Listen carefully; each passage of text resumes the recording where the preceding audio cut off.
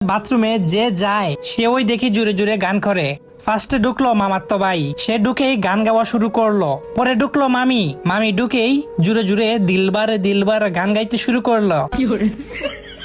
এবার ঢুকলেন মামা, মামা ও ঢুকে গান গাইতে শুরু করলেন। সবাই বাথরুমে যাওয়ার পরে কেন গান গাইতে শুরু করে এটা আমার মাথায় ঢুকলো না। এবার দেখি আমার চাপ পড়ে গেল। আমি তাড়াতাড়ি বাথরুমে গিয়ে লক করে দিলাম, কিন্তু গান গাইলাম না। যেহেতু এটা আমার ক্রাশের বাড়ি, আমার বেসুরা গলায় গান শুনলে ক্রাশ দৌড়ে পালাবে। তাই চুপচাপ নিজের কাজ সারতে লাগলাম। কিন্তু কিছুক্ষণ পরেই আমি বুঝতে পারি যে কেন তারা বাথরুমে এসে গান শুরু করে দেয়। বাথরুমে আমার কাজ করার সময় এমন এক কাণ্ড ঘটলো, যেটার পরে লজ্জায় আমার ইচ্ছে করছে কমেটের ভিতরে মুখ লুকিয়ে বসে থাকি। এমনটার জন্য তো আমি মোটেও প্রস্তুত ছিলাম না। পরে কি হয় সেটা জানার আগে তোমাদেরকে একটা ম্যাজিক শিখাই। প্রথমে ভিডিওতে লাইক দিবা, তারপরে সাবস্ক্রাইব বাটনে ক্লিক করবা, তারপরে শেয়ার অপশনে গিয়ে